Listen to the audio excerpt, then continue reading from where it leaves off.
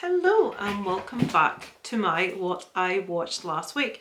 Right, full disclosure from the start, yes, I'm in a weird, different place. My living room floor with my mantelpiece behind me. There are two dogs in the room that are absolutely determined not to settle themselves. They're having a mad half hour. My son's off on bank holiday Monday and he's in and out the room. There's noise, cacophony, everything. So this is going to be the most unprofessional what I've watched you've ever seen. So just full disclosure before we start. So let's get straight into it. Let's get the old Letterboxd screen recorder on. Okay, let's move this way so that you can see what I've watched. I feel like someone on The Price is Right, what I've watched. So, I think, first of all, the first movie, we ended with Boys from the County Hell, I think, the Irish horror comedy, which I really loved. So on the 26th, I watched Jacob's Wife. Now, this is one that I'd seen other people talk about, that had been recommended as quite a decent vampire flick. What are you doing? What noises are you making with that ball? Hey? Come here. What are you doing? This is the causer of the noise. What did you hear then? That's Isaac again, my son, isn't it? And these are the causers of the noise. This is Dobby and this is Molly. Is there lots of noise? Should I cut this out? Probably, but I'm not going to. Right, down you get. So, Jacob's Wife. So this has got Barbara Crampton in. Anne, Barbara Crampton, is married to a small town minister and feels her life and marriage have been shrinking over the past 30 years. So basically this woman is just fed up. She's lying in bed, listening to her husband snore right in her ear, fed up to the back teeth, bored. You spit your times, dogs, you really do. Someone comes back to town who's kind of an old flame of hers and she goes to meet him. Turns out there's a little bit more going on than she expects. Long story short, I think it's pretty obvious for anybody that has heard about this, who knows anything about it. Jacob's wife, my God, Barbara Crampton becomes a vampire of sorts. And this is a movie about her trying to come to terms with that and the changes that are happening and who's going to find out and all the rest of it. Now, this is pretty popular. I give it a 2 out of 5. I thought the acting was abysmal. I didn't find the bits that were meant to be funny. I think, do you want to get it up? Go on then. I think if this was any other movie without someone so famous in there, I don't think people would be singing its praises quite so high.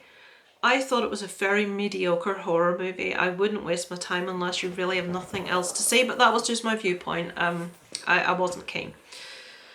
Right, no, that's not the right one.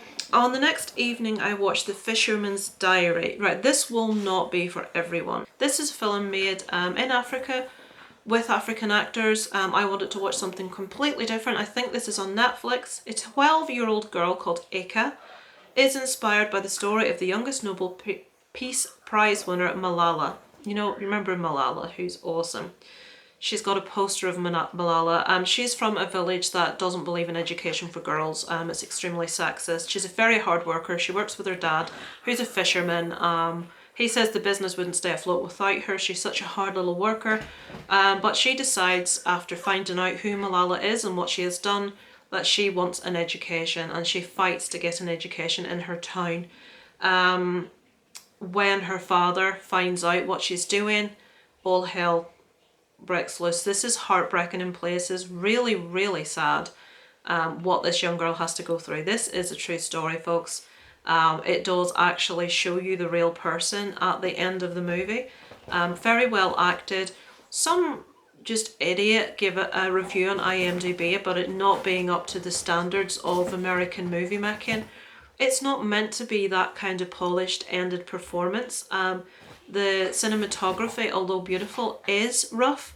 It is filmed in Africa with all African actors and an African director. I really enjoyed this, if enjoyed is the right word that can be used. It's difficult to watch as a woman in places when you see what young girls are having to tolerate.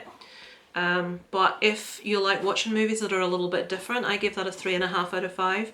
I think it's a very worthwhile story.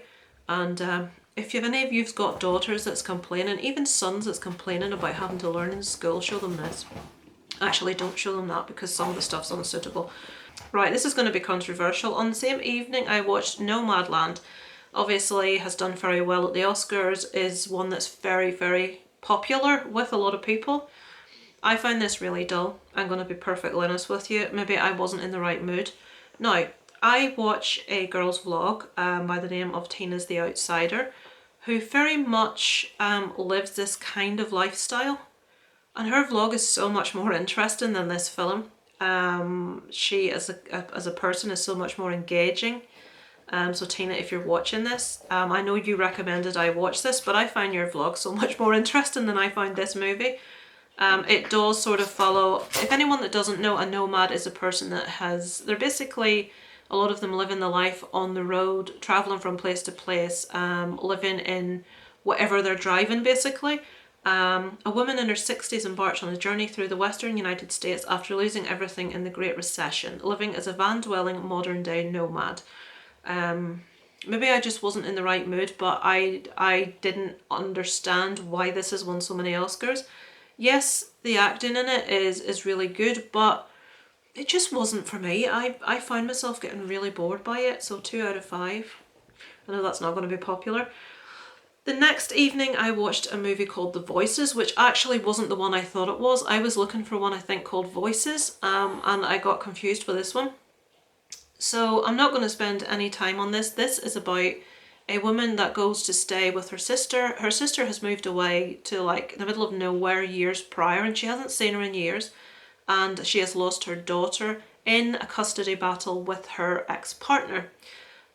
So this is all about the sister that has moved away, being really like schizophrenic, and her whole character's changed. The sister that's gone to visit is like, what is going on with you? She's quite freaked out by the whole thing. But we find out that that sister that has gone to live in the middle of nowhere is hiding something about her life, which comes to pass in the movie. I found the ending and what she was hiding very predictable. The dogs are at it again. Dobby, settle yourself. Yes, you, settle yourself. Thank you. 1 out of 5, was very bored by it. On the following evening, I seem to have been very bored most of the week. On the following evening, I watched The Soul. Let me try and remember what this is about. Okay, so I had to read over that to remind myself what this was about. This is a Chinese movie, as far as I'm aware. I always panic that I'm going to get it wrong. This is a movie about a murder. It's kind of like a murder mystery, but with a little bit more twisted stuff thrown in. At the beginning of the movie, someone is murdered. We are trying to work out who did it. We think we know the whole story at the beginning, but as things begin to unravel, there's a lot more to it. This is kind of hard to follow. This is one that you cannot do anything else while you're watching. You really must sit down and pay attention. I thought it was a decent little thriller. There's a couple of scenes that are a bit like, oh, ouch, but nothing, you know, I wouldn't say it was a horror. I gave this a 3 out of 5, so that means I enjoyed it. The only warning I would give is a good solid Chinese thriller with little bits of goriness thrown in, but I wouldn't classify it as horror, but it is hard to follow, but it's worth a watch if you like Asian cinema. So on the following evening, I watched Tom Clancy's Without Remorse. A lot of people are talking about this. I am going to be completely honest. I watched this for the eye candy. I'm going to be quite honest. He is an extremely beautiful man. I will watch anything he's in. This wouldn't normally be my type of thing. I'm not a big action fan, but I enjoyed this. I thought it was a really solid movie. This follows, he is a Navy SEAL, is it? No, he's not a Navy SEAL. Is it? He is! He is! Jesus, I got... An elite Navy SEAL uncovers an international conspiracy while seeking justice for the murder of his pregnant wife. That tells you way too much, and I've just read that out. If you want to see it, I'm sure you know that. That's the gumph that you get on the review or on the synopsis. So something horrible happens to his wife. He has to figure out why, what's happening, who's done it, and he is determined he is going to seek down and bring to justice the people that done this. I enjoyed it. I found it perfectly entertaining. I liked all the acting. I liked all the performances. Guy Pearce is repugnant in this. He is such a horrible character, but his acting, I do like Guy Pearce. I think he's very good. So yeah, I would recommend this if you like action movies. You could do an awful lot worse. It was a solid enough watch. So, right, this text is right up to the end of the week. I know we're now into May, but the first was Saturday, the second was Sunday. So on the first, I had a rewatch of a movie I'd seen before called The Fourth Kind, which is an alien movie. I remember loving it the first time I saw it. The second time, not so much.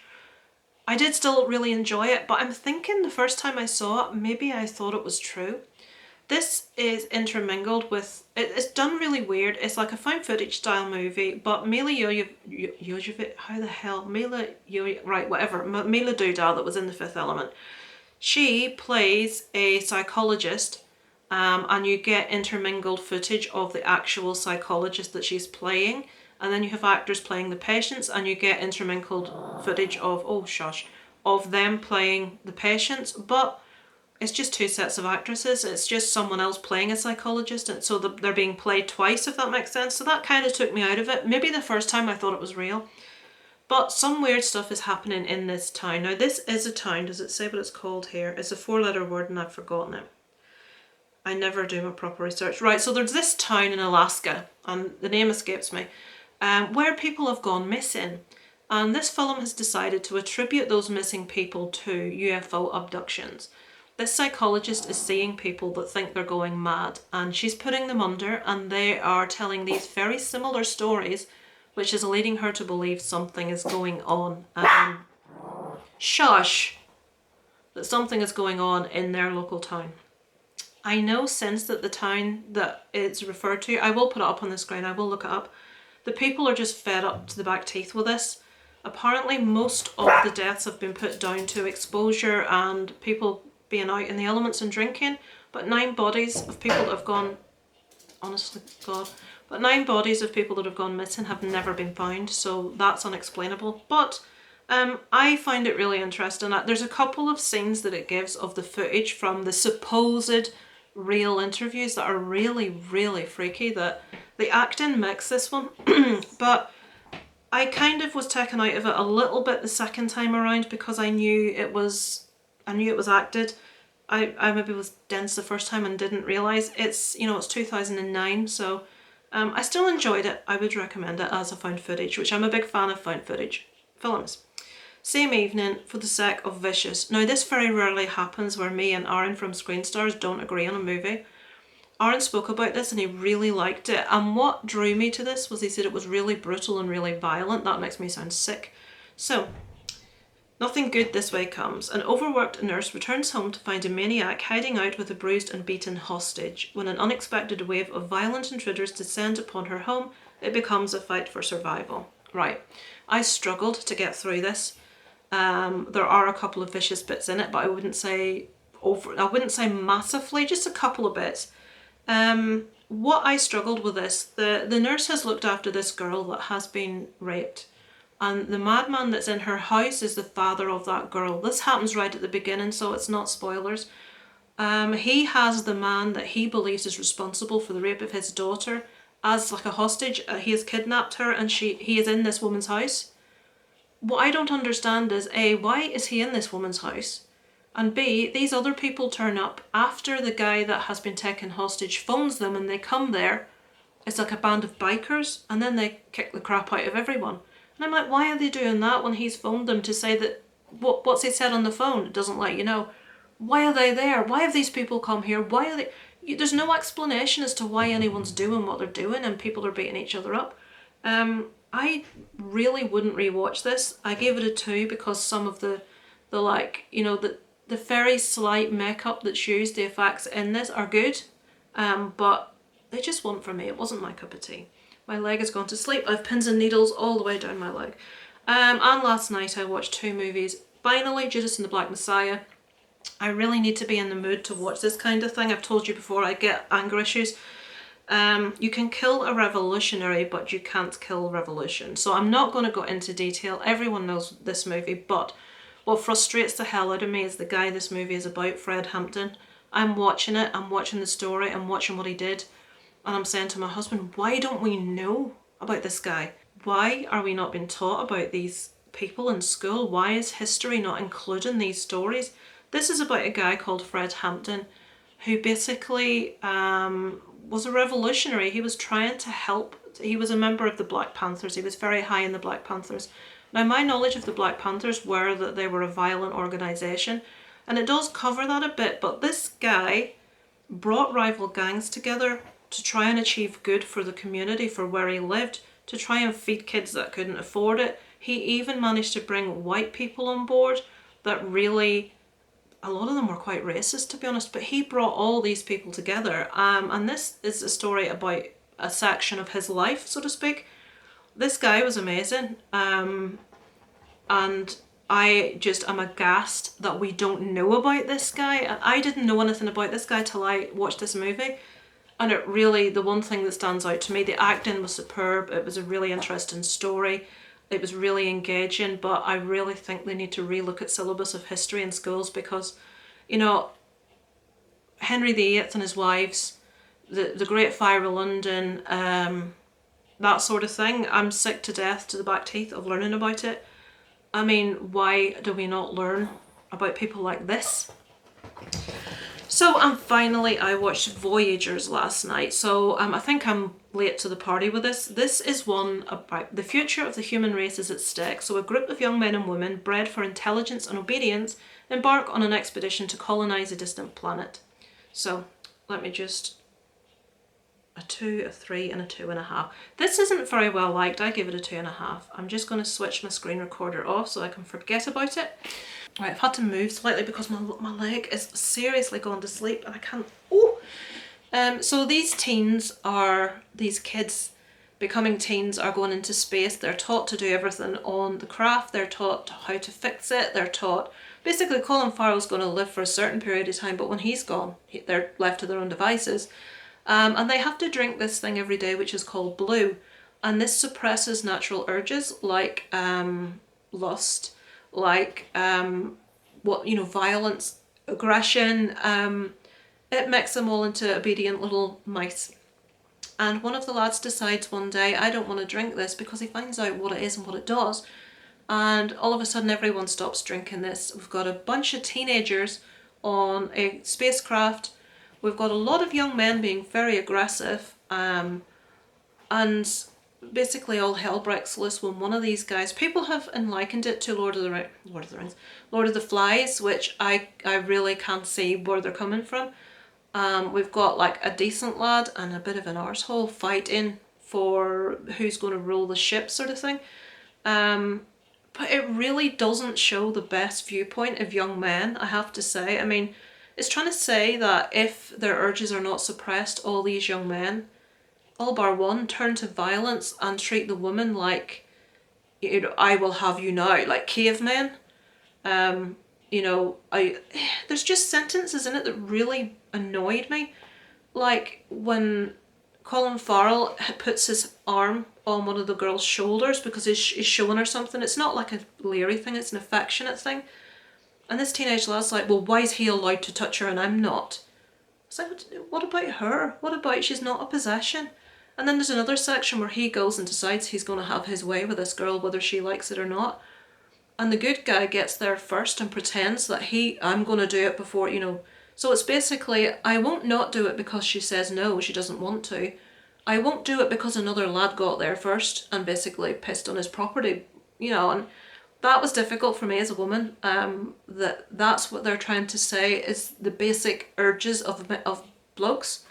It's like, no, maybe some are that way, but I find that very offensive if I was male, that you are insinuating if my urges are not dampened, I'm going to hit anything that comes within 2 feet of me and I'm going to have sex with every woman that I see regardless if they want to or not. So that was all a bit ridiculous. It had elements I enjoyed. The acting was really strong. I did like the sort of like space side of things. The way that some of them were acting was just ridiculous. But then you look back to Nazis and the Holocaust and you think, is it so ridiculous? You know, look at what all those people followed Hitler and what they did. So I don't know, I'm looking too deep into this obviously. I know I'm sitting side saddle here, it's a bit silly, but my sleep. Right, so that is what I've watched this week. I apologize, this is just the nth of unprofessional, but what can I do? I watch so many channels that are so slick and so professional, just do the job really well, and I'm sat on my living room floor with pins and needles, 2 dogs making a racket in front of my fireplace, and that's what I've watched this week. So let me know in the comments if there's anything you think I should check out. Just as a little addendum before I sign off, I do have another channel called Kit and Caboodle, which I will link below if you're interested. This one is purely vlogs. It's generally me and my family life, what happens, where we go, lockdown, stuff about Isaac, my son, his school. He's going to be going through a transfer test later this year. It's just real life. Now, I personally, my favourite types of videos to watch are real life stuff. I prefer all day long watching people just talk to a camera about anything than just talk to me about what they've picked up and what they've watched. Now, don't get me wrong, I do enjoy hearing like movie reviews, but I just find something really engaging about vlogs. So some of you may be the same as me, but whatever, I will link my channel below if you're interested in checking it out. Thanks for watching, guys. Over and out from Lacey Lives.